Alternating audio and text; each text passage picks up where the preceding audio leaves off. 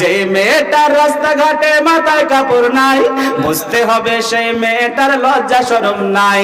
যেই মেয়েটার রাস্তাঘাটে মাথায় কাপড় নাই, বুঝতে হবে সেই মেয়েটার লজ্জা শরম নাই।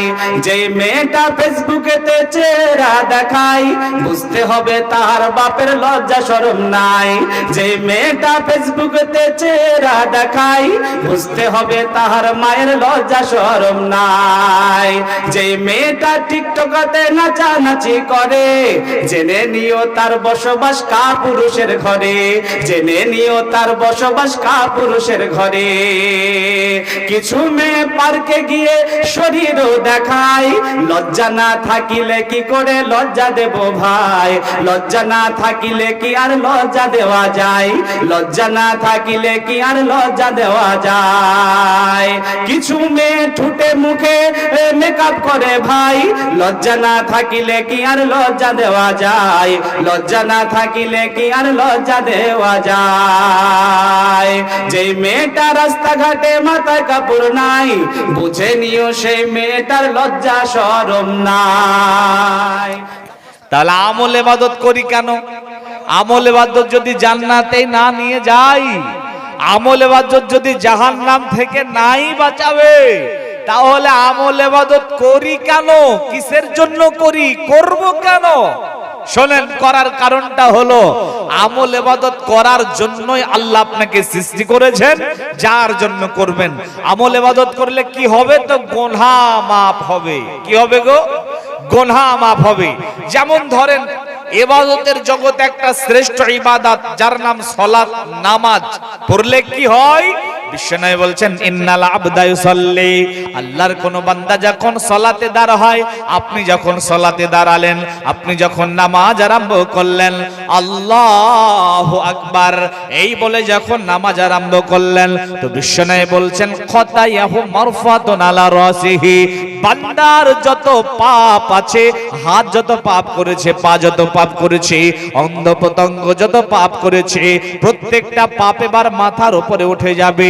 কুল্লামা সাজাদা, যতবার সাজদা করবে, যতবার রুকু করবে, পাপ ঝরে যাবে।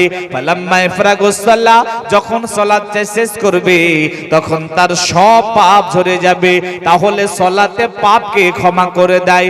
সিয়াম পালন করলে কি হয়? তো বিশ্বনবী বলছেন, তার জীবনের সব গুনাহ মাফ হয়ে যায়।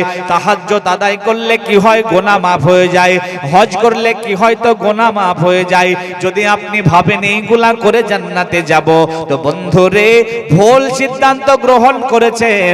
বিশ্বনবী বলছেন, আমল ইবাদত জান্নাতে নিয়ে যাবে না। শয়তান আমল ইবাদত করেছিল না? একটু কথা বলেন আপনারা, করেছিল তো না গো? করেছিল। শয়তান আমল ইবাদত করার পরে কোথায় যাবে? তো শয়তানকে জাহান্নাম যেতে হবে, এটা সবাই জানে। এত পরিমাণ আমল ইবাদত করে শয়তান জাহান্নাম গেল কেন? যাবে কেন?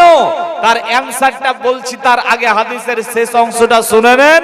বিশ্বনবী বলছেন, ইল্লা বি রাহমাতি, যে জান্নাতে নিয়ে যাবে, যে আমাদেরকে জাহান্নাম থেকে বাঁচাবে, তার নাম হচ্ছে আল্লাহর দয়া, তার নাম হচ্ছে আল্লাহর ভালোবাসা, তার নাম হচ্ছে আল্লাহর করুণা। শয়তান এত আমল ইবাদত করার পরে জাহান্নাম যাওয়ার কারণ হলো শয়তান আল্লাহর রহম থেকে বঞ্চিত হয়েছিল। তাহলে ইবাদত শুধু করলে হবে না, ইবাদত করছেন আল্লাহর দয়া থেকে নিরাশ হয়ে ইবাদত করলে হবে না। আল্লাহর দয়ার মাধ্যমে জান্নাত যেতে পারবেন, আল্লাহর দয়ার মাধ্যমে জাহান্নাম থেকে বাঁচতে পারবেন। আল্লাহর দয়ার পাওয়ার দেখালাম আপনাকে। এবার আসেন আলোচনার ভাইটাল এবং মূল পয়েন্ট, কেউ উঠে চলে যাবেন না। সেটা তাহলে আল্লাহর দয়াটা পাওয়া যাবে কি করে? আল্লাহর দয়া পাওয়ার রাস্তা কোনটা? আল্লাহর দয়া পাওয়ার পথ কোনটা? যেই দয়ার মাধ্যমে জান্নাতে যাব, যে দয়ার মাধ্যমে জাহান্নাম থেকে বাঁচতে পারবো, ওই আল্লাহর দয়া পাওয়ার রাস্তা কোনটা? চলেন আপনাকে আমি দেখাই। তার আগে দুই একটা কথা শুনে নেন। আজকে যদি আপনি সারা পৃথিবীর দিকে একটুখানা লক্ষ্য করেন, সারা পৃথিবীর দিকে একটু যদি চেয়ে দেখেন, সারা পৃথিবীকে নিয়ে একটু যদি ভাবনা চিন্তা করেন, তো দেখবেন যে আল্লাহর দয়া পাওয়ার জন্য পৃথিবীতে মানুষ হাজারো পথ বানিয়ে নিয়েছে। আছে না নেই? আছে না নেই? দেখবেন কিছু মানুষ মাথায় রেখেছে বড় বড় চুল, মুখে রেখেছে বড় বড় দাড়ি, আবার এখানে বড় বড় মুছ সমান হারে বাড়িয়েছে। বাড়ানোর পরে তারা আবার ঘাড়ে একটা ঢোল ঝুলায়, ঢোলে বাড়ি মারে, গান বলে, আর গাঞ্জার কলকিতে টান মারে, আর বলে নবীজি আশিকো বানায়া কই গেলেন হারায়া। বলে না? বলে না? কথা বলেন, বলে না? বলে না? এদের যদি জিজ্ঞাসা করেন যে তুমি গাঞ্জার কলকিতেও টান দাও, আবার তুমি নবীর আশিকও দাবি করো, কেন রে? তখন সে বলবে এইরকম ভাবে চললে আল্লাহকে পাবো, এইরকম ভাবে চললে আল্লাহকে পাবো।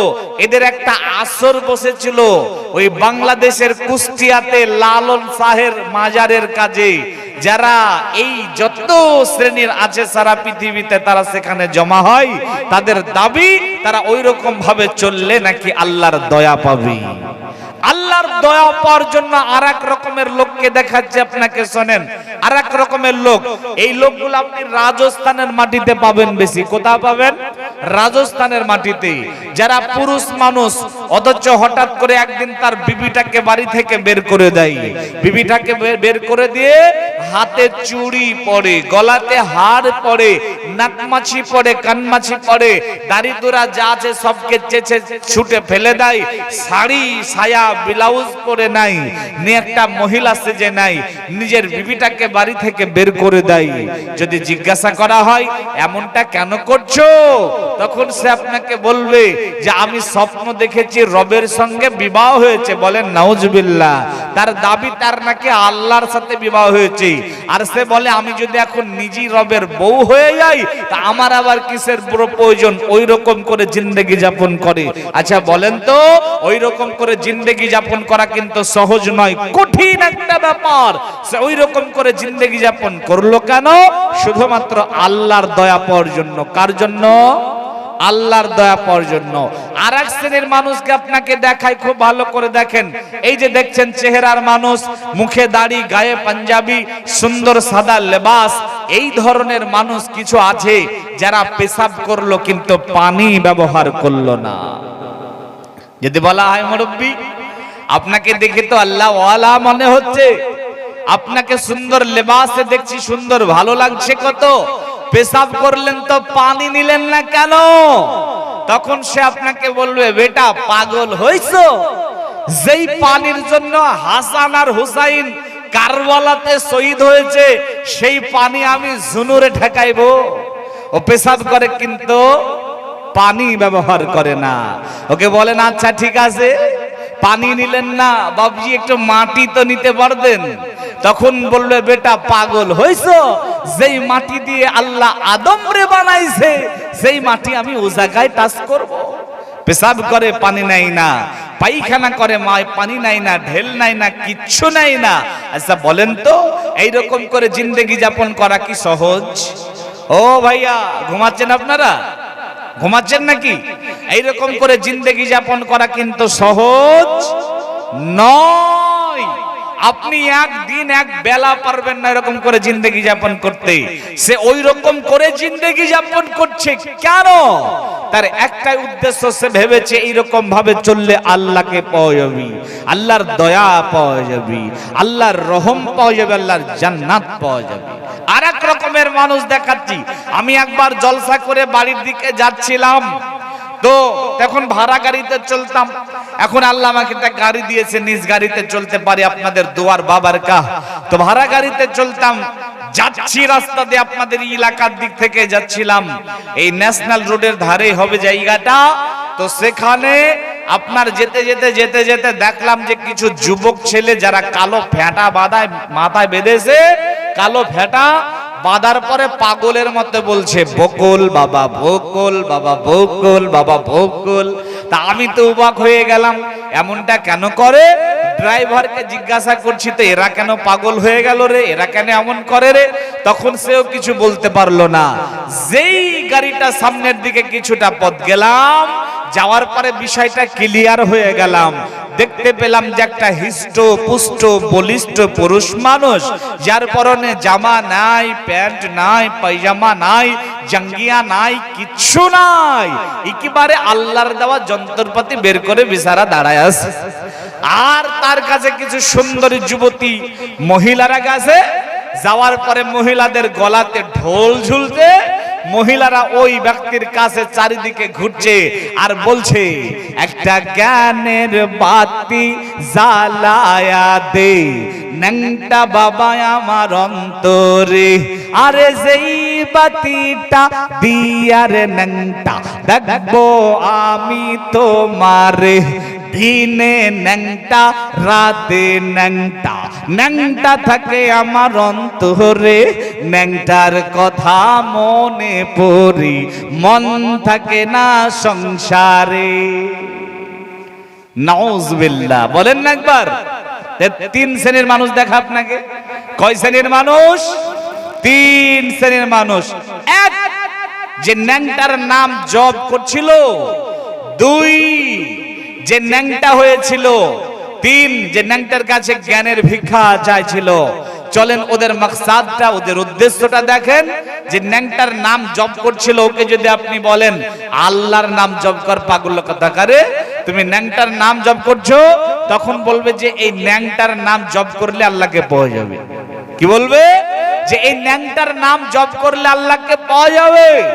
আবারও যেই ব্যক্তি ন্যাংটা হয়েছিল, ওকে যদি আপনি জিজ্ঞাসা করেন যে তুই কেন রে ন্যাংটা, আজ যুগ জামানা এত পাল্টিয়ে গেল, মানুষ সারা পৃথিবীটাকে হাতের মুঠোতে করলো, আর এই যুগে এসে প্যান করতে হবে এইটুকু জ্ঞান গাধা তোমার নাই, তখন সে আপনাকে বলবে যারা বেশি খরচা করে তারা শয়তানের ভাই। বুঝতে পারলেন না? যারা বেশি খরচা করে তারা শয়তানের ভাই। ন্যাংটা আপনাকে বলবে যারা বেশি খরচা করে তারা শয়তানের ভাই। পৃথিবীতে এসেছিলাম ন্যাংটা হয়ে, এখন যদি জামা কাপড় পরি তাহলে তো বেশি খরচা হয়ে যাবে, বেশি খরচা হয়ে গেল মানে তো আমি তো যা শয়তানের ভাই হয়ে গেলাম, শয়তানের ভাই হলাম মানে একসঙ্গে জাহান্নাম যেতে হবে। না, জামা প্যান্ট পরবো না, ন্যাংটা হয়ে থাকবো, আমি শয়তানের ভাই হতে চাই না।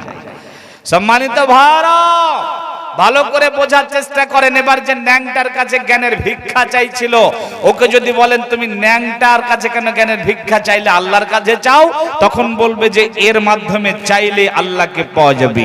এইরকম করে হাজারো পথ, হাজারো মত পৃথিবীর মানুষ বানিয়ে নিয়েছে শুধুমাত্র আল্লাহকে পাওয়ার জন্য, আল্লাহর দয়া পাওয়ার জন্য, আল্লাহর রহম পাওয়ার জন্য। রাস্তাঘাটে যাবেন, দেখবেন একটা টোটো গাড়ি, বাস গাড়ি বা লরি, তার সামনে একটা ছিঁড়া চপ্পল ঝুলছে। জিজ্ঞাসা করবেন তোমার এত দামি গাড়ি আর এটাতে কেন তুমি ছিঁড়া চপ্পলটাকে ঝুলালে রে? তখন বলবে যে এই চপ্পল ঝুলিয়েছি, এর মাধ্যমে আল্লাহর রহম পেয়ে যাব। দেখবেন যে এক সময় কিছু মানুষ আছে যারা এই 5 আঙ্গুলের এই ফাঁকে বিলেট নাই, আর বিলেটটাকে হাতে এইভাবে করে বোলায় আর বলে হাই হোসেন, হাই হোসেন, নিজের শরীরের রক্তটাকে বের করে দেয়। ওরা নিজের শরীরের রক্ত বের করে দিল কেন? ওদেরকে জিজ্ঞাসা করবেন তো ওরা বলবে যে এই করে আল্লাহর দয়া পাবো।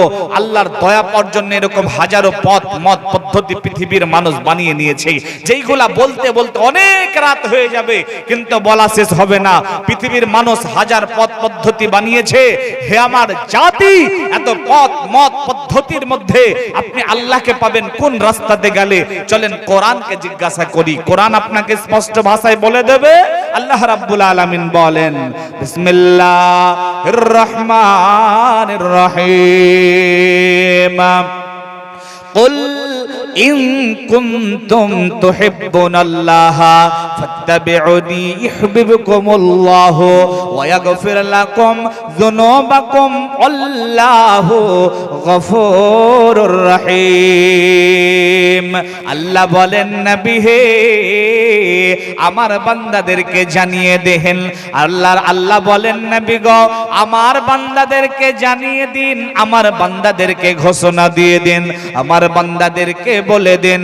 ভালো করে গভীর মনোযোগ দিয়ে শ্রবণ করেন। আল্লাহ বলেন নবী হে আমার বান্দাদেরকে আপনি জানিয়ে দিন, ইন কুনতুম তুহিব্বুন আল্লাহ, তারা যদি আমাকে ভালোবাসতে চায়, তারা যদি আমাকে পেতে চায়, তারা যদি আমার রহম পেতে চায়, তারা যদি আমার ভালোবাসা পেতে চায়, নবী গো আপনি তাদেরকে জানিয়ে দেন ফাত্তাবিউনি, তারা যেন আপনার ইত্তেবা করে, আপনার দেখানো পথে চলে, আপনার পথ মত পদ্ধতিতে চলে, আপনার আইডিয়ালটা যেন তার জীবনে মডেল বানিয়ে নেয়। যদি তারা আপনাকে মেনে নিতে পারে, আপনার আইডিয়ালটাকে যদি তাদের জীবনের মডেল বানিয়ে নিতে পারে, আল্লাহ বলেন নবী হে তাদেরকে আপনি বলে দিন ইউহিব্বুকুমুল্লাহ, আমি আল্লাহর ভালোবাসা তারা পেয়ে যাবে, সাথে সাথে ওয়াগফির লাকুম যুনুবাকুম ওয়াল্লাহু গফুরুর রহিম, আমি আল্লাহ তাদের জীবনের গুনাহগুলোকে maaf করে দেব। অতএব বন্ধুরে আমার ভালো করে বুঝে নিতে হবে, যদি আমরা আল্লাহকে পেতে চাই, যদি আমরা আল্লাহর দয়া পেতে চাই, তাহলে একটাই পথ, একটাই মত, একটাই পদ্ধতি, একটাই রাস্তা, সেটা হলো মুহাম্মদ সাল্লাল্লাহু আলাইহি সাল্লামকে মেনে নেওয়া, তার আদর্শটাকে মেনে নেওয়া, তার আইডিয়ালটাকে নিজের জীবনের মডেল বানিয়ে নেওয়া। যদি আপনি মুহাম্মদ সাল্লাল্লাহু আলাইহি ওয়াসাল্লামের আইডিয়ালটাকে নিজের জীবনের মডেল বানিয়ে নিতে পারেন, তাহলে আল্লাহর দয়া পেয়ে যাবেন, আল্লাহর ভালোবাসা পেয়ে যাবেন। ও নবীর উম্মতের দল, আল্লাহর গোলামেরা ভালো করে বোঝার চেষ্টা করেন। আল্লাহকে যদি পেতে চাই, ঈসা আলাইহিস সালামকে আল্লাহর সন্তান বানাবার মাধ্যমে আল্লাহকে পাওয়া যাবে না, যাবে না, যাবে না। মারিয়াম আলাইহিস সালামকে আল্লাহর স্ত্রী বানাবার মাধ্যমে আল্লাহকে পাওয়া যাবে না। উজাইর আলাইহিস সালামকে আল্লাহর সমকক্ষ বানাবার মাধ্যমে আল্লাহকে পাওয়া যাবে না, যাবে না, যাবে না। হাত দিয়ে মূর্তি তৈরি করে তার সামনে মাথা নত করে ইয়া দেবী সর্বভূত নমস্তিত, সংহারিতে নমস্তিত, বহুরূপী নমস্তিত, নমস্তে সাই, নমস্তে সাই, নমস্তে সাই, নমস্তিত, নমো নমঃ, এই রকম করে তার পূজা করে আল্লাহকে পাওয়া যাবে না। কোন পীর সাহেবের মাজারে চাদর বিছিয়ে আগরবাতি জ্বালিয়ে আল্লাহকে পাওয়া যাবে না, যাবে না, যাবে না, যাবে না। কোন ইমামের অন্ধ মুকাল্লিদ হয়ে আল্লাহকে পাওয়া যাবে না। ইমাম আবু হানিফার অন্ধ মুকাল্লিদ হয়ে আল্লাহকে পাওয়া যাবে না। ইমাম শাফির অন্ধ মুকাল্লিদ হয়ে আল্লাহকে পাওয়া যাবে না। ইমাম মালিকের অন্ধ মুকাল্লিদ হয়ে আল্লাহকে পাওয়া যাবে না। ইমাম হিম্বালের অন্ধ মুকাল্লিদ হয়ে আল্লাহকে পাওয়া যাবে না, যাবে না, যাবে না। ও আমার জাতি শুনে নাও, শুনে নাও, শুনে নাও, আল্লাহকে পাওয়ার একটাই রাস্তা, আল্লাহকে পাওয়ার একটাই পথ, আল্লাহকে পাওয়ার একটাই পদ্ধতি, সেটা হলো মুহাম্মদ সাল্লাল্লাহু আলাইহি ওয়াসাল্লামের আদর্শ মেনে নিতে হবে। আশা করি বুঝতে পেরেছেন। আল্লাহর দয়া পাওয়ার একটাই রাস্তা, সেটা হলো মুহাম্মদ সাল্লাল্লাহু আলাইহি সাল্লামের আদর্শ মেনে নিতে হবে। মুহাম্মদ সাল্লাল্লাহু আলাইহি সাল্লামের আইডিয়াল মেনে নিতে হবে। আপনার উঠার জীবন, চলার জীবন, বসার জীবন, আপনার সাংসারিক জীবন, আপনার অর্থনৈতিক জীবন, রাষ্ট্রীয় জীবন, সব ক্ষেত্রে একজন নেতা রয়েছেন, একজন আদর্শবান ব্যক্তি রয়েছেন। তিনি আর কেউ নন, তিনি হলেন মুহাম্মদ সাল্লাল্লাহু আলাইহি সাল্লাম। তিনার আদর্শ মোতাবেক যদি আপনি চলতে পারেন, আল্লাহর কোরআন বলছে, আল্লাহ বলেছেন যে আল্লাহর দয়া পাবে, আল্লাহর দয়া তুমি পেয়ে যাবে, অন্য কোন রাস্তাতে আল্লাহর দয়া পাবে না। অতএব মুসলমান, আপনার ইবাদত, আপনার জিকির, আপনার তাসবিহ, আপনার তাহলিল, আপনার ওঠা, আপনার খাওয়া, আপনার বসা, সব ক্ষেত্রে মুহাম্মদ সাল্লাল্লাহু আলাইহি সাল্লামকে মেনে নিতে হবে। তবে আপনি আল্লাহর দয়া পাবেন, আল্লাহর ভালোবাসা পাবেন, আল্লাহর করুণা পাবেন, আল্লাহর রহম পাবেন। ভাইয়া, আপনি হয়তো বলবেন যে মৌলভী সাহেব যে আপনারা মৌলভী সাহেব তাই কথা বলছেন, এখানে আলেম বসে আছে তিনিও বলছেন, সভাপতি সাহেব তাও বলছেন, আপনারা আলেম মানুষ তার জন্য বলছেন মুহাম্মদ সাল্লাল্লাহু আলাইহি সাল্লামকে মানলে আল্লাহকে পাওয়া যাবে। তো চলেন আপনাকে একটা হাদিস শোনাই। পৃথিবীর নিকৃষ্ট ব্যক্তি সেও বলছে যে মুহাম্মদ সাল্লাল্লাহু আলাইহি সাল্লামকে মানলে আল্লাহকে পাওয়া যাবে। শুনেন হাদিস। ফাতেমা বিনতে কায়েস রাদিয়াল্লাহু তাআলা আনহা বলেন, সামিতু মুনাদি ইউনাদিয়াস সালাতুল জামি, নবীর উম্মতের দল, আল্লাহর গোলামেরা ভালো করে শ্রবণ করে নেন। ফাতেমা বিনতে কায়েস রাদিয়াল্লাহু তাআলা আনহা বলেন, সামিতু মুনাদি ইউনাদি আস-সালাতুল জামি, আমি আমার বাড়িতে ছিলাম তো একজন ঘোষণাকারী ঘোষণা করছে সালাত আরম্ভ হয়ে যাচ্ছে, নামাজের সময় হয়ে যাচ্ছে। ফাখারাজতু ইলাল বাইত, আমি আমার বাড়ি থেকে বের হয়ে গেলাম।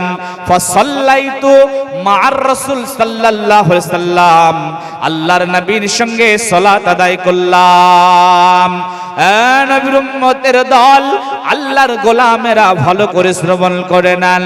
ফাতেমা বিনতে কায়েস রাদিয়াল্লাহু তাআলা আনহা বলেন, ফালাম্মা ইফরাগুস সালাহ, যখন সালাত শেষ হয়ে গেল, জালাসা আলা মিম্বারিহি, আল্লাহর নবী মিম্বারের উপরে উঠে বসলেন। ওয়া হুয়া ইউজাহি, আল্লাহর নবী মৃদু হাসছিলেন, আল্লাহর নবী হালকা হাসি মুখে মিম্বারের উপরে উঠে বসলেন। উঠে বসার পরে তিনি বললেন, মুসাল্লিরা, ও আমার সাহাবারা, তোমরা নিজ নিজ নিজ নিজ জায়গায় বসে যাও। আমরা নিজ নিজ জায়গায় বসে গেলাম। এবারে তিনি বলেন, হাল তাদরুনা, তোমরা কি জানো মা জামাতুকুম, কেন তোমাদেরকে বসতে বললাম, কেন তোমাদেরকে জমা হতে বললাম? তখন সাহাবায়ে কেরাম বলছেন, আল্লাহ ওয়া রাসূল আলাম, আল্লাহ রাসূল ভালো জানেন। আল্লাহর নবী বলেন, ওলে রাগিবিনা ওলে রাহিবিনা, ওরে আমার সাহাবারা শোনো, জান্নাতের কিছু কথা তোমাদেরকে বলবো, জাহান্নামের কিছু ভয়ানক কথা বলবো, এই জন্য বসতে বলে নাই। ওয়ালাকিন্না জামাতুকুম, এই জন্য বসতে বলেছি। লিআন্না তামিমদারি হুয়া রাজুলুন নাসারিয়া, তামিমদারি একজন নাসারি মানুষ আমাকে একটা হাদিস শুনিয়েছে, ইফকাল্লাযী কুনতু আহদুসাকুম, আমি তোমাদেরকে সেই হাদিসটা শোনাবো, যার জন্য বসতে বলেছি। বন্ধুরে আমার, তামিমদারি একজন নাসারি মানুষ বিশ্বনবীর কাছে আসার পরে বলছে, দয়ার নবী গো, আমরা লাখ আর জাজিম এই দুইটা গোত্রের 30-60 জন মানুষ আমরা একবার সফর করতে গেছিলাম। আমরা যেমন দীঘা সফর করতে যাই, দার্জিলিং যাই, তো তামিমদারি বলছেন যে আমরা সমুদ্রে সফরের জন্য গেলাম গো দয়ার নবী। সঙ্গে আমরা 60 জন মানুষ, দুইটা গোত্রের একটা বড় স্টিমার নিলাম, তার উপরে চড়ে বসলাম, স্টিমারটাকে চালাতে আরম্ভ করে দিলাম। তামিমদারি বলেন, দয়ার নবী, স্টিমারটা চলতে লাগলো, কিছুটা পথ গেল, যাওয়ার পরে হঠাৎ করে ঝড় আর বৃষ্টি শুরু হয়ে গেল। ঝড় তুফান এত পরিমাণে হতে লাগলো, 1 মাস যাবত হতে লাগলো। 1 মাস একই ভাবে হলো, তো আমরা আমাদের স্টিমারটাকে কন্ট্রোল করতে পারলাম না। ইচ্ছা মতো যেদিকে ইচ্ছা সেদিকে যেতে লাগলো, যেদিকে ইচ্ছা সেদিকে চলে গেল। তামিমদারি বলছেন, দয়ার নবী গো, আমরা 1 মাস পরে কুল কিনারা পেলাম, 1 মাস পরে রাস্তা পেলাম, সেটাকে ধরে হাঁটতে আরম্ভ করলাম। কিছুটা রাস্তা গেছি, যেতে যেতে যেতে যেতে দেখি যে আমাদের রাস্তাটা একটা পশুতে আটকে রেখেছে, ঘিরে রেখেছে। পশুটা আজব পশু, শুধু লোম দিয়ে ঢাকা, সে সামনের দিক করে দাঁড়িয়ে আছে নাকি পিছনের দিক করে দাঁড়িয়ে আছে বুঝতে পারছি না, লোম দিয়ে পুরোটাই ঢাকে আছে। পশুটাকে বললাম, ওয়াইলুকুম মান আনতা, তোমার ক্ষতি সাধনা করছি, কে তুমি আমাদের রাস্তাটাকে আটকে রেখেছ? তখন পশুটা বলছে, আনাল জাসাসা, আমি হলাম একজন গোয়েন্দা। তামিমদারি বলেন পশু যখন বলেছে গোয়েন্দা তখন আমরা ভয় পেয়ে গেলাম, আমরা পিছু পা হলাম 60 জন মানুষ থাকার পরেও। এবারে পশুটা বলছে ভয় পেও না, ওই দেখো দূরে একটা ঘর দেখা যাচ্ছে, ওখানে তোমরা চলে যাও, তোমাদের জন্য কেউ অপেক্ষা করছে। তামিমদারি বললেন গুটি গুটি গুটি গুটি পায়ে আমরা সে ঘরের দিকে গেলাম। যাওয়ার পরে দেখি একটা বিশাল আকারের মানুষ, যার মাথাটাকে দুইটা হাঁটুর মধ্যে দিয়ে ঢুকিয়ে দেওয়া আছে, আর লোহার জিঞ্জির দিয়ে আটো সাটো করে বেঁধে রাখা আছে, লোহার জিঞ্জির দিয়ে আটোটা সাটো বেঁধে রাখা আছে। তাকে বললাম ওইলুকুম মানান্তা, তোমার ক্ষতি সাধনা করছি কে, তুমি আমাদের এখানে ডেকেছ? তখন লোহার জিঞ্জির দিয়ে বাঁধা ব্যক্তিটা বলছে আরে আমি কে এটা তো জেনে যাবা, বলো তোমরা কোথা থেকে এসেছো? তামিমদারি বলেন আমরা বললাম আমাদের ঘটনা বৃত্তান্ত, সৌদি আরব থেকে এসেছি, এই সফর করতে এসেছি, আমাদের সঙ্গে এই ঘটে গেছে। বৃত্তান্ত শোনার পরে ওই ব্যক্তি সৌদি আরব সম্বন্ধে আমাদের কাছ থেকে অনেক কিছু তথ্য গ্রহণ করলো, অনেক কিছু জানলো, অনেক কিছু সে জেনে নিল। অনেক কিছু জানার পরে এবারে বলছে বলো তো তোমাদের ওই নবীর ঘটনাটা বলো, মুহাম্মাদের ঘটনা বলো, সে এখন কোথায় আছে, কি হালাতে আছে? তামিমদারি বলেন মক্কা থেকে মদিনায় হিজরত করেছে, মক্কার মুশরিকেরা তাকে মেরে ফেলার পরিকল্পনা করেছিল, হিজরত করে পালিয়ে গেছে, মদিনায় পালিয়ে গেছে, আর মদিনার লোক তাকে নেতা হিসাবে মেনে নিয়েছে, তার আদর্শ মেনে নিয়েছে, সে যেই রকম ভাবে বলছে সেই রকম ভাবে চলছে, মদিনার লোক তাকে মাথার তাজ হিসাবে, মাথার মুকুট হিসাবে মেনে নিয়েছে। লোহার জিঞ্জির দিয়ে বাঁধা ব্যক্তিটা বলছে মদিনার লোক পরিত্রাণ পেয়ে গেছে, মদিনার লোক সফল কাম হয়ে গেছে, মদিনার লোক নাজাত পেয়ে গেছে। আরে বিশ্ববাসী যদি কল্যাণ পেতে চাই, পরিত্রাণ পেতে চাই, তাহলে যেন সেই ব্যক্তিটাকে মেনে নেয়, সেই ব্যক্তির আদর্শটাকে মেনে নেয়। বন্ধুরে লোহার জিঞ্জির দিয়ে বাঁধা ব্যক্তিটাকে, লোহার জিঞ্জির দিয়ে বাঁধা ব্যক্তিটা এবারে নিজের পরিচয় দিতে গিয়ে বলছে আনা মাসিহুদ দাজ্জাল, আমি হলাম দাজ্জাল। তাহলে দাজ্জাল, দাজ্জাল মানে কে জানেন? যার কপালে লেখা থাকবে কাফির, দাবি করবে আল্লাহ, ওকে 40 দিনের জন্য ছাড়া হবে কিয়ামতের আগে। 40 দিনে সারা পৃথিবী ভ্রমণ করবে মক্কা মদিনা বাদ দিয়ে, মানুষের কাছে গিয়ে বলবে তোমরা যে আল্লাহর ইবাদত করতে, আমি সে আল্লাহ, এ দেখো আমি তোমাদের সামনে এসেছি, আমার পূজা করো, আমার ইবাদত করো। কপালে লেখা থাকবে কাফির, দাবি করবে আল্লাহ। আপনি বলবেন যে তুমি যদি আল্লাহ হতে এটা করে দেখাও, জান্নাতটা দেখাও, জাহান্নামটা দেখাও, এ দেখাও সে দেখাও, তো সঙ্গে সঙ্গে আপনাকে সেটাই করে দেখাবে, যেটা বলবেন সেটা করে দেখাবে। এর নাম দাজ্জাল। সব চাইতে নিকৃষ্ট ব্যক্তি সে, সব চাইতে নিকৃষ্ট ব্যক্তি সে দাজ্জাল। আল্লাহ দাবি করবে, কাফির লেখা থাকবে। এত নিকৃষ্ট ব্যক্তি বলছে যদি কল্যাণ পেতে চাও, পরিত্রাণ পেতে চাও, তাহলে মুহাম্মদ সাল্লাল্লাহু আলাইহি সাল্লামকে মেনে নাও, মুহাম্মদ সাল্লাল্লাহু আলাইহি সাল্লামের আদর্শকে মেনে নাও। মুহাম্মদ সাল্লাল্লাহু আলাইহি সাল্লামের আদর্শ মানলে কল্যাণ পাবে, পরিত্রাণ পাবে। সম্মানিত হাজিরিন, তাহলে আল্লাহর দয়া পাওয়ার পথ, আল্লাহর দয়া পাওয়ার রাস্তা, আল্লাহর দয়া পাওয়ার মাধ্যম একটাই, সেটা হলো মুহাম্মদ সাল্লাল্লাহু আলাইহি সাল্লামের আদর্শ মেনে নেওয়া। কথা বুঝতে পেরেছেন না?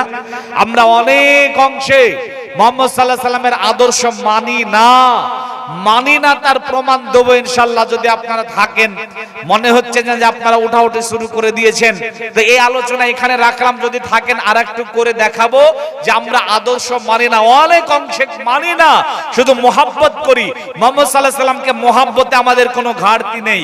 এখানে যতটি মানুষ বসে আছেন, যদি আমি মুহাম্মদ সাল্লাল্লাহু আলাইহি সাল্লামকে গালিগালাজ করি এই জায়গাতে বসে, বলেন তো আপনারা কি ওখানে বসে থাকবেন না? আপনাদের জুতাগুলা সব স্টেজে আসবে, আসবে না? আসবে না? সব স্টেজে চলে আসবে জুতাগুলো। আপনি কত ভালোবাসেন। আরে আই লাভ মোহাম্মদের ব্যানারে ভরা, রাস্তাঘাটে যেখানে যাবেন আই লাভ মোহাম্মদ, আপনার ফেসবুকে যেটা আপনি প্রোফাইল পিকচার দিয়ে রেখেছেন যে I love Mohammad, I love Mohammad, I love মোহাম্মদে ভরপুর হয়ে গেল। শুধু আই লাভ মোহাম্মদে কাজ হবে না, আই লাভ মোহাম্মদ সাথে সাথে আই লাভ মোহাম্মদ এটা বলার সাথে সাথে মোহাম্মদ সাল্লাল্লাহু আলাইহি সাল্লামের আদর্শ মানতে হবে। আল্লাহর নবীর একজন চাচা ছিল আবু তালেব, নাম জানা আছে? এই মুসলমান জানা আছে? আবু তালেব কি মুহাম্মদ সাল্লাল্লাহু আলাইহি সাল্লামকে মহব্বত করতেন না? কথা বলেন, করতেন না? ও যুবক, তোমার ওই আই আর লাভ, লাল আকারের লাভ, আই লাভ মোহাম্মদ তুমি যে মহব্বত নিয়ে লিখেছো, যেই মহব্বত নিয়ে তুমি স্ট্যাটাসে দিয়েছো, যেই মহব্বত নিয়ে প্রোফাইল পিকচার রেখেছো, যেই মোহাম্মদের গেঞ্জিতে স্টিকার লাগিয়েছো, এই মোহাম্মদ আবু তালিবের মোহাম্মদের কাছে জিরো। ওই মোহাম্মদ কোনো কাজে আসবে না। আবু তালেব এত ভালোবাসতেন, আবু তালেবের ভালোবাসার কাছে আপনার ভালোবাসার কোনো কাজই নেই। বলেন এত ভালোবাসার পরে আবু তালেব যাবে কোথায়? এই জানা আছে? যাবে কোথায়? জাহান্নাম। তাহলে যদি ভালোবাসা, শুধু ভালোবাসাতেই কাজ হতো, তাহলে সবার আগে জান্নাতে যেতেন আবু তালিব, সবার আগে জান্নাতে যেত আবু তালিব। কিন্তু আবু তালিব যাবে জাহান্নাম। কেন? এটা থেকে প্রমাণ হয় যে শুধু ভালোবাসাতে কাজ হবে না। আর একজন বিশ্বনবীর চাচা আছে আমির হামজা, যাবে কোথায়? জান্নাত। যেমন আই লাভ মোহাম্মদ ভালোবাসা ছিল, মোহাম্মত ছিল মুহাম্মদ সাল্লাল্লাহু আলাইহি সাল্লামের উপরে, ঠিক সেরকম আদর্শ মেনেছিল, আদর্শ মেনেছিল, বিদায় যাবে কোথায়? জান্নাত। তাহলে শোনো যুবক, শুধু মোহাব্বতে কাজ হবে না, ভালোবাসার সাথে সাথে মোহাব্বতের সাথে সাথে আদর্শ মানতে হবে। আর যুবক, তুমি মুহাম্মদ সাল্লাল্লাহু আলাইহি সাল্লামের আদর্শ মাননি, শুধু মোহাব্বতই করেছো। বুকে রেখেছো আই লাভ মোহাম্মদের স্টিকার, আর মাথার চুলগুলাই কাটিং দিয়েছো মেশির, চারিদিককার চুলগুলাকে কেটে মধ্যেখানে জুতা পরিষ্কার করা বেরাস রেখে দিয়েছো। বুকে রেখেছো, জামাটা কিনেছো, জামাটাতে লিখেছো আই লাভ মোহাম্মদ, আর প্যান্টটা পরেছো ছিঁড়া, টাকা দিয়ে কিনেছো ছিঁড়া প্যান্ট। এই আদর্শ কার? ক্রিকেটার, গায়কের আর নায়কের। ওই মহাব্বতে কোনো কাজ হবে না। মহাব্বতের সাথে সাথে আদর্শ মানতে হবে। আই লাভ মোহাম্মদের স্টিকার দিচ্ছ নাপিতের দোকানে বসে, নাপিতকে গিয়ে বলছো দাড়িটাকে কেটে দাও, মুছটাকে রেখে দাও, অথচ মুহাম্মদ সাল্লাল্লাহু আলাইহি সাল্লাম বলছেন মুছটাকে ছেটে ফেলে দাও, দাড়িটাকে বড় রেখে দাও। নাপিতের চেয়ারে বসে একটার পর সিরিয়াল পাবা, তখন স্ট্যাটাস দিচ্ছ আই লাভ মোহাম্মদ, আর 1 মিনিট পরে মুখের দাড়িটাকে কেটে ফেলে দেবা। ওই মহব্বতে কোনো কাজ হবে না। আদর্শ মানতে হবে, তবে মহব্বতে কাজ হবে। শুধু মহব্বত কোনো কাজ হবে না। শুধু মহব্বত কাজ হলে আবু তালেব জান্নাতে যেত। আদর্শ মানতে হবে। যার জন্য মুসলমান, আপনার ওঠা বসা, চলা ফিরা, খাওয়া দাওয়া, ইবাদত বন্দেগী, তাসবিহ তাহলিল জিকির আজকার যা কিছু আছে, একজন নেতা আছে, একজন হিরো আছে আপনার, যাকে দেখে দেখে দেখে দেখে করতে হবে, তিনি হলেন মুহাম্মদ সাল্লাল্লাহু আলাইহি সাল্লাম। তার আদর্শ মোতাবেক চলবে ইনশাআল্লাহ। সবাই একবার বলে ইনশাআল্লাহ। ইনশাআল্লাহ। দেখেন, যদি সময় আপনারা দেন তাহলে শেষের দিকে আরেকটু খানা এ বিষয়ে বলবো। তবে আমার মা বোন যেহেতু এখানে বসে আছে, আমার মা বোনেরা কি করে জান্নাতে যেতে পারবে এই ব্যাপারে কটা আমলের কথা বলবো। রাত তো অনেক হয়ে গেল, 12টা বেজে গেল। মনে হয় না যে আপনারা আর থাকবেন। 12টা বাজলো মানে জলসারও 12টা বেজে গেল।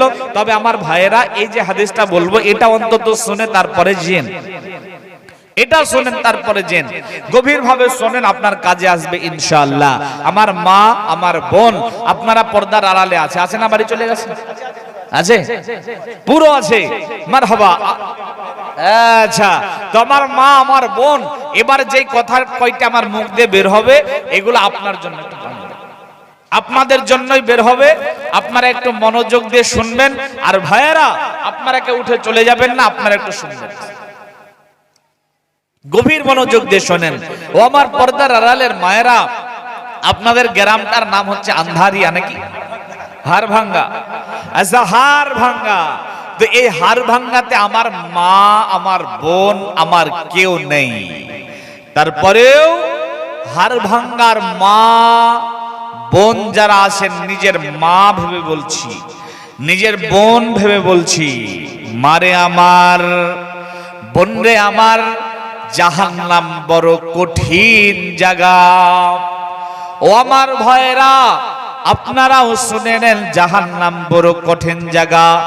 জাহান্নামের আগুনে জ্বলতে পারবেন না, পারবেন না, পারবেন না। জাহান্নামের আগুনে তো জ্বলতে পারবেন না, পারবেন না। জাহান্নামের আগুন চোখ দিয়েও দেখতে পারবেন না। আল্লাহ বলেছেন, ওয়াইদা রাআইতুহুম মিন মাকামিন বাঈদি সামিউ লাহা তাগায়্যুজা ওয়া জাফিরা। জাহান্নামটাকে যখন আনা হবে, জাহান্নামের লেলিহীন শিখা দাও দাও করে জ্বলবে, জাহান্নাম গর্জন ছাড়বে, জাহান্নাম হুঙ্কার ছাড়বে। ভাইজান গো, জাহান্নাম তো জ্বলা দূরের কথা, জাহান্নামের আগুন তো পুরা দূরের কথা। এই আগুন আমরা দুই চোখ দিয়ে দেখতে পারবো না, আগুনের গর্জন আমরা দুই কান দিয়ে শুনতে পারবো না। ইবনে আব্বাস রাদিয়াল্লাহু তাআলা আনহু বলছেন, নবী আদম আলাইহিস সালাম থেকে নিয়ে মুহাম্মদ সাল্লাল্লাহু আলাইহি সাল্লাম পর্যন্ত যত নবীগণ এসেছিলেন, জাহান্নামটাকে দেখা মাত্রই হাসরের ময়দানে লুটিয়ে পড়ে যাবে। ওরে আমার মায়েরা, বোনেরা, জাহান্নামে জ্বলতে পারবেন না, তো জাহান্নাম থেকে বাঁচবেন কি করে শোনেন, জান্নাতে যাবেন কি করে শোনেন। বিশ্বনবী বলছেন, ইজা সাল্লাত খামসাহা ওয়া সামা সাহারাহা ওয়া আহসানাত ফারজাহা ওয়া আতাত বালাহা। যেই নারী পাঞ্জেগানা নামাজ পড়িবে, রমজানের রোজা কহু নাহি ছাড়িবে, নিজ ইজ্জতের সদা রাখিবে খেয়াল, স্বামীর সেবা করে যাবে বাঁচবে যতকাল, সেই নারীর জন্য প্রভু জান্নাতের দ্বার খুলে দেবে, যে দ্বার দিয়ে ইচ্ছা সে প্রবেশ করিবে। আরো একটা কথা বলি, ভালোবাসা বল, পুরুষের জন্য নারী অমূল্য রতন। দুনিয়াতে যত ধন পুরুষের কাছে, সবচেয়ে বড় ধন নারী তার কাছে, কিন্তু সেই নারী আবার নেক হওয়া চাই, এহ পরকাল তার হয় সুখময়। দুনিয়াতে জাহান্নাম বদনারী যার, এহ পরকাল তার হয় সারখার।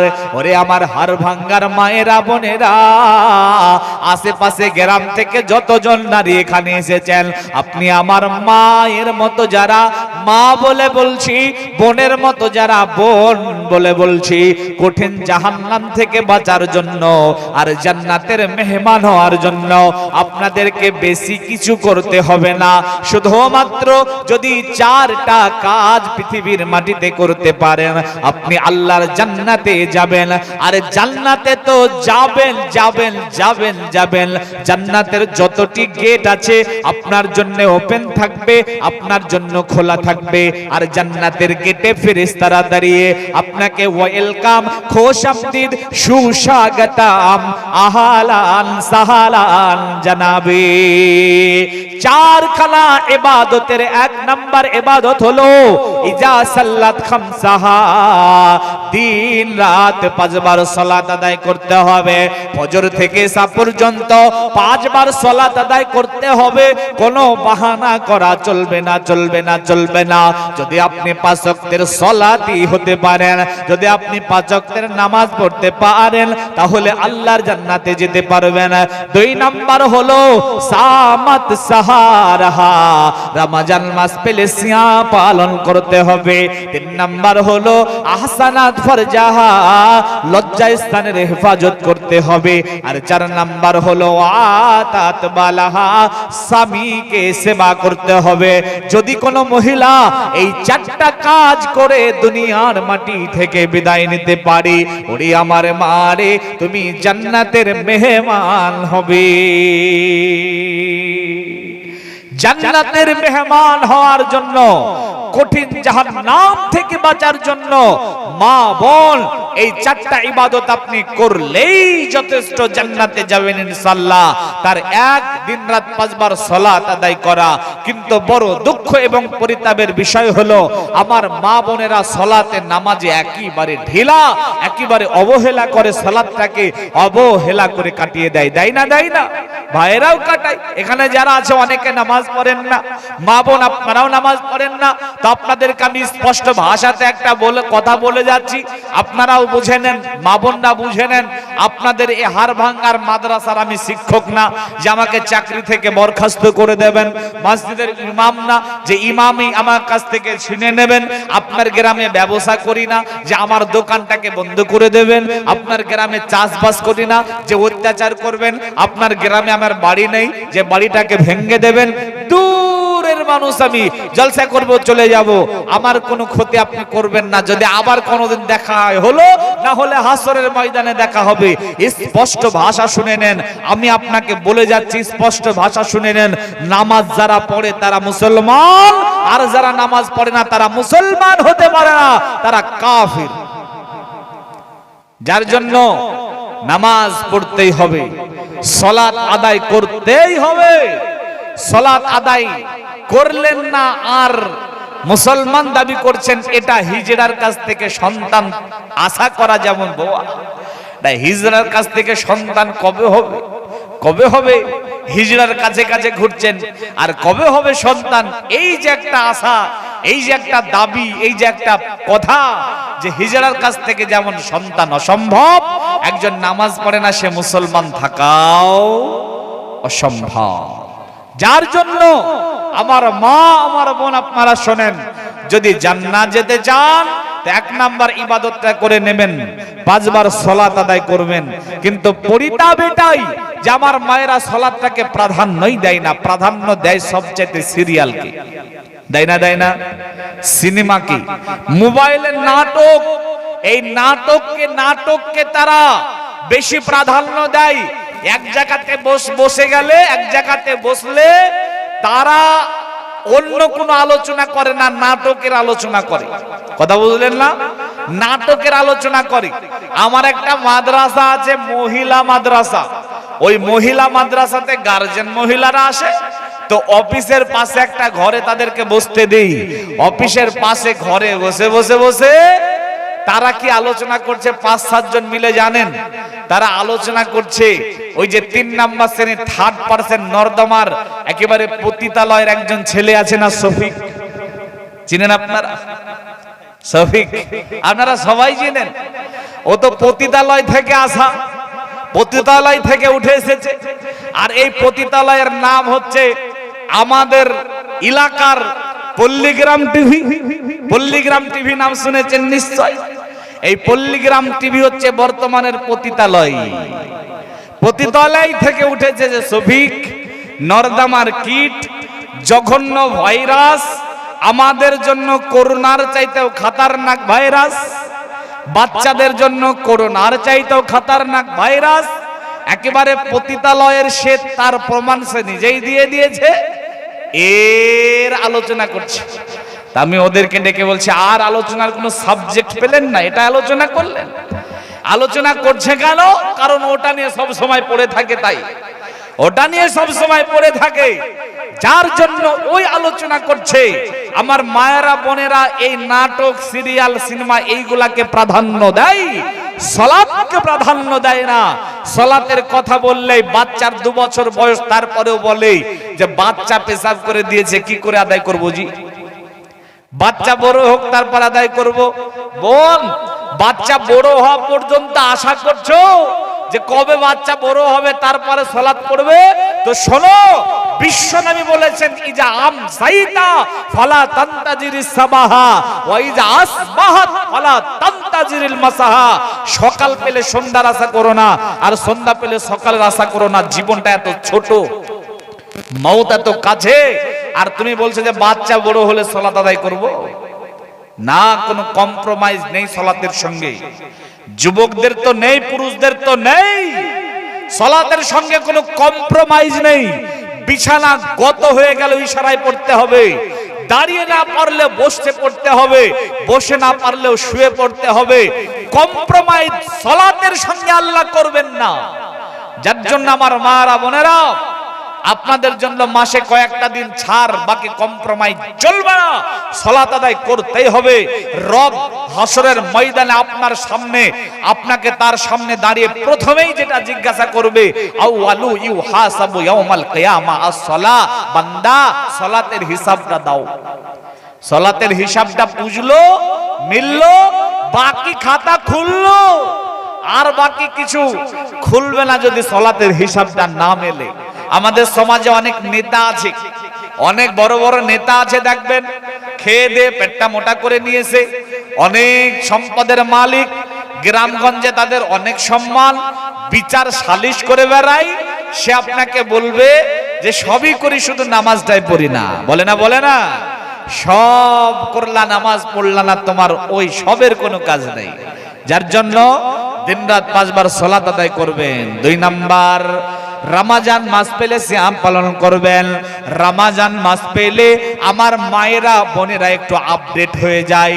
জুজদানে জড়ানো ছিল কোরআন মাজিদটাকে একটু ঝাড়া দেয়, ধুলাটাকে ঝেড়ে দিয়ে এবারে কোরআন মাজিদটাকে খুলে খুলে খুলে খুলে পড়ে, খতম করে। প্রত্যেকটা বাড়িতে থেকে কোরআনের তেলাওয়াত শোনা যায়, প্রত্যেকটা বাড়ি থেকে কোরআনের আওয়াজ শোনা যায়। এর মানে রমজান মাস পেলে আমার মায়েরা আপডেট। যদিও পুরুষরা এই বিষয়ে একটু ঘাটতি আছে, নির্লজ্জ বেহায়ার মতো 4 দোকানে চা পান করে দিনের বেলাতে, রোজার মাস করে না, করে না, বিড়ি খায়, এরপরে 4 দোকানে চা খায়, খুলে আম খাবার খায়, নির্লজ্জের মতো খায়। কিন্তু আমার মায়েরা বোনেরা এই বিষয়ে একটু আপডেট। রমজান মাসটা পেলে সুন্দরভাবে করে, আর ঘন্টাটাও একটু বেশি দেয়, কোরআনটাকেও পড়ে। রমজান মাসটা ঠিক আছে, কিন্তু 3 নাম্বার ইবাদত আহসানাত ফারজাহা, লজ্জা স্থানের হেফাজত। আর এখানে যদি আপনাকে মার্ক দিতে বলি, তাহলে আমার হিসাবে যদি আমি মার্ক দিই এখনকার মা বোনদেরকে, লজ্জা স্থানের হেফাজত মানে পর্দার ক্ষেত্রে মোটামুটি ভাবে আপনার পার্সেন্টেজ করলে ধরে নেওয়া যাবে যে 2%, 3%, এইগুলা বাদ দিয়ে বাকি যে 98% নারীকে আপনি 10-এর উপরে নাম্বার দিতে পারবেন না। 10 এর বেশি নাম্বার দিতে পারবেন না, কারণ এরা পর্দা করে না, পর্দা বুঝেও না, পর্দা বুঝেও না, পর্দা করেও না। রাস্তাঘাটে তারা উলঙ্গ বেহায়াপনার মতো চলে, নির্লজ্জের মতো চলে, পোশাক পরে কিন্তু পোশাক পরার পরেও বেপর্দা হয়ে থেকে যায়। থাকে না, থাকে না, বেপর্দা হয়ে থেকে যায়। শোনো আমার মায়েরা, যারা পর্দার আড়ালে আছেন তারা শোনেন, পুরুষ তার এই 2টা দৃষ্টি আপনার দিকে যে কি নজরে দেয়, পুরুষ আপনার দিকে তার এই 2টা দৃষ্টি যে কি নজরে দেয়, আপনি যদি পুরুষের দৃষ্টির খবর রাখতেন, মা আমার বোন তুমি শোনো, তাহলে তুমি সুতির কাপড়, জর্জেটের কাপড় আর অন্য কোনো কাপড় নয়, লোহার পোশাক তৈরি করে তুমি সেটা পরতে। তুমি যদি পুরুষের নজরের খবর রাখতে, তুমি জানো না তোমার দিকে কি নজরটা তারা দেয়, কি ভাবে তোমাকে নিয়ে, কি কল্পনা করে তোমাকে নিয়ে। যার জন্য মনে করবা না যে শুধু একটা পোশাক পরে ওড়নাটাকে গলায় জড়িয়ে নিয়েছো, ওর নাম লজ্জা স্থানের হেফাজত না, হতে পারে না। আল্লাহ রাব্বুল আলামিন তোমাকে বানিয়েছেন পুরুষের জন্য আকর্ষণীয় করে। একটা নারী মানে পুরুষের জন্য আকর্ষণীয়। হাই হিল পড়তে হবে না, লিপস্টিক দিতে হবে না, আইনামা মাস্কারা দিতে হবে না, এরপরে লং ফ্রক পরা লাগবে না, সাজগোজ করা লাগবে না। একটা মহিলা যেন তেন যেমন তেমন, তারপরও পুরুষের জন্য আকর্ষণীয়, পুরুষ তার দিকে আকৃষ্ট হবেই, 100% হবেই। এখন যদি কোনো পুরুষ পরহেজগারিতা দেখিয়ে বলে আমি তো কোনো নারীর দিকে আকৃষ্ট হয় না, যদি সত্যিকারে এই কথাটা বলে, তাহলে ভাবতে হবে যে ওই পুরুষের প্রবলেম রয়েছে, ওর জন্য হার্বাল পয়েন্ট রয়েছে। যার জন্য পুরুষ মানেই নারীর দিকে আকর্ষণ হবে। যার জন্য আমার মায়েরা, খালি মাথা খোলা চুলে বাইরে যেও না, হিজাব পরে বাইরে যেতে লজ্জা পেও না, হিজাব নিজে দায়ী পরিচয় তুমি মুসলমান, হিজাব তোমার লক্ষ গুণে বাড়াবে সম্মান। ওরে আমার মা রে, নিজের লজ্জা স্থানের হেফাজত করবে, পায়ের পাতা থেকে মাথার চাঁদি পর্যন্ত ঢেকে চলবে। তুমি দুনিয়াতে পর্দা করে যদি বিশ্ব সুন্দরী না হতে পারো, তাহলে সর্বসুন্দরী হবে। শোনো রে আমার মায়েরা, শোনো রে আমার বোনেরা, বিশ্ব সুন্দরী হলে পৃথিবীর মানুষের কাছে হয়তো কিছু সম্মান পাবে, কিন্তু সর্বসুন্দরী হলে আল্লাহর জান্নাতের মেহমান হবে। আহসানাত ফারজাহা, লজ্জা স্থানের হেফাজত করবে, লজ্জা স্থানের হেফাজতকারী নারী আল্লাহর জান্নাতের মেহমান হয়ে যাবে। আর যদি বেহায়া বেখাল্লা নির্লজ্জের মতো চলো, যদি এমন পোশাক পরিধান করো যেটাই পোশাক পরিধান করার পরও উলঙ্গ থাকবে, তো তোমার জন্য বিশ্বনবীর ঘোষণা, নিসাউন, ওই মহিলাটা কাসিয়াতুন নারিয়াতুন মুমিলাতুন মাইলাতুন লা ইয়াদখুলুনাল জান্নাহ ওয়া লা ইয়াজিদুনা রিহাহা। বিশ্বনবী বলছেন, ওই মহিলাটা, যেই মহিলাটা পোশাক পরিধান করার পরেও উলঙ্গ থাকে, যেই মহিলাটা পুরুষকে তার দিকে আকৃষ্ট করে, নিজেকে পুরুষের দিকে আকৃষ্ট হয়ে যায়। মারে আমার, বোনে আমার, বিশ্বনবীর কথাটা শুনে নাও। বিশ্বনবী বলছেন, লা ইয়াদখুলুনাল জান্নাহ, ওই মহিলা জান্নাতে যাবে না, যাবে না, যাবে না, যাবে না, জান্নাতের গন্ধ পাবে না। যার জন্য জান্নাত যেতে চাইলে, জান্নাতের মেহমান হতে চাইলে আহসানাত ফারজাহা, লজ্জা স্থানের হেফাজত করিও। আর 4 নাম্বার, ওয়াতাত বালাহা, স্বামীর সেবা করবে, স্বামীকে মূল্যায়ন করবে, স্বামীকে মূল্যায়ন করবে, স্বামীর সেবা করবে। এটা হচ্ছে ইবাদত। শুনেন আমার মারা, শোনেন আমার বোনেরা, স্বামীর কথা মোতাবেক চলা, স্বামীর ঘরকে সামলে রাখা, স্বামীর সেবা যত্ন করা, স্বামীকে খেতে দেওয়া, স্বামীকে আদর যত্ন করা, এটা আপনার নৈতিক দায়িত্ব, কর্তব্য। এটা নয়, এটা একটা ইবাদত, যার মাধ্যমে জান্নাতে যেতে পারবেন। স্বামীর সেবা করা একটা ইবাদত। সালাত যেমন ইবাদত, যেমন সিয়াম ইবাদত, ঠিক সেরকম স্বামীর সেবা করা এটা ইবাদত, যে ইবাদতের মাধ্যমে জান্নাতে যেতে পারবেন। কিন্তু বড় দুঃখের বিষয় হলো, আজকে আমার মায়েরা বোনেরা স্বামীকে মূল্যায়ন করে না। করে গো? কথা বলেন, করে? আমাদের ভারতে যা আছে আছে, বাংলাদেশে ঘুরে ঘুরে দেখছি যে বাংলাদেশের নারীরা স্বামীকে মনে করে, ওদের ভাষায় কামলা। কি মনে করে? ওদের ভাষায় মনে করে কামলা, আমাদের ভাষায় মনে করে চাকর। এটা মনে করে, রাস্তাঘাটে চলছে তো স্বামীর